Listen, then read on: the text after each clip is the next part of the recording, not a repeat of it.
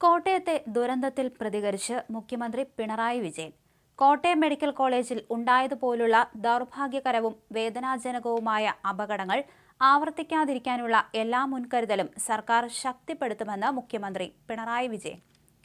മരണപ്പെട്ട ബിന്ദുവിന്റെ കുടുംബാംഗങ്ങൾക്ക് ഉചിതമായ സഹായം നൽകും. അവരുടെ ദുഃഖത്തിൽ പങ്കുചേരുന്നു. സർക്കാരിന്റെ സഹായങ്ങളും പിന്തുണയും അവർക്കുണ്ടാകും. ആരോഗ്യമേഖലയെ കൂടുതൽ കരുത്തോടെ സർക്കാർ മുന്നോട്ട് കൊണ്ടുപോകുമെന്നും മുഖ്യമന്ത്രി പറഞ്ഞു. ആരോഗ്യമന്ത്രിയെ മന്ത്രിമാരും CPM നേതാക്കളും പിന്തുണയ്ക്കുന്നതിനിടെയാണ് മുഖ്യമന്ത്രിയുടെ പ്രതികരണം.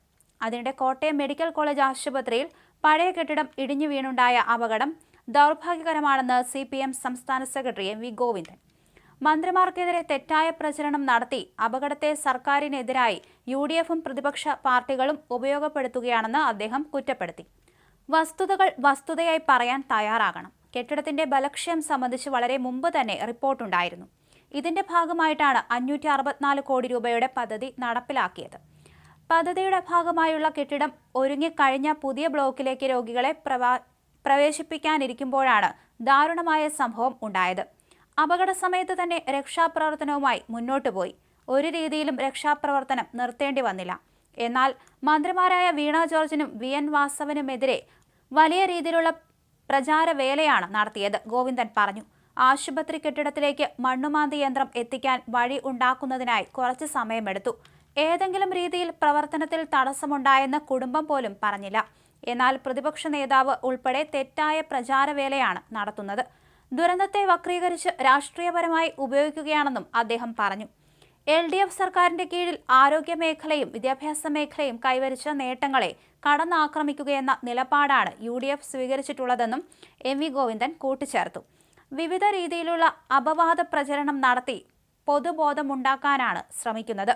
ഇതിന്റെ ഭാഗമായി ആരോഗ്യം, വിദ്യാഭ്യാസം തുടങ്ങി കേരളം വലിയ നേട്ടമുണ്ടാക്കിയ മേഖലകൾക്കെതിരെ വമ്പിച്ച പ്രചാരവേലകളാണ് UDFും ചില മാധ്യമങ്ങളും നടത്തുന്നത്. നല്ല രീതിയിൽ മുന്നോട്ടു പോകുന്ന സംവിധാനത്തിനെതിരെ അടിസ്ഥാനരഹിതമായ രീതിയിലുള്ള ശക്തമായ പ്രചാരവേലയാണ് നടത്തുന്നത്. പൊതു ആരോഗ്യരംഗത്തെ ഇകഴ്ത്തുന്നവർ വലിയ ജനദ്രോഹ നിലപാടാണ് നടത്തുന്നതെന്ന് മനസ്സിലാക്കണം.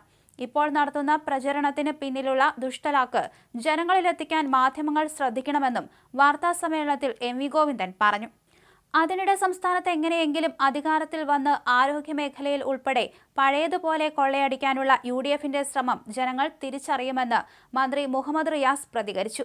വീണ ജോർജിനെതിരെയുള്ള UDF ആക്രമണത്തെ പരാമർശിച്ചാണ് മന്ത്രിയുടെ ഫേസ്ബുക്ക് കുറിപ്പ്.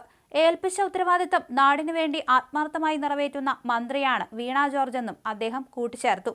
കോട്ടയം മെഡിക്കൽ കോളേജിൽ കെട്ടിടം തകർന്ന് സ്ത്രീ മരിച്ച സംഭവം ദൗർഭാഗ്യകരവും വേദനാജനകവുമാണ്. അപകടത്തിൽ മരിച്ച സഹോദരി ബിന്ദുവിന് ആദരാഞ്ജലികൾ അർപ്പിച്ചുകൊണ്ടാണ് മന്ത്രിയുടെ കുറിപ്പ്.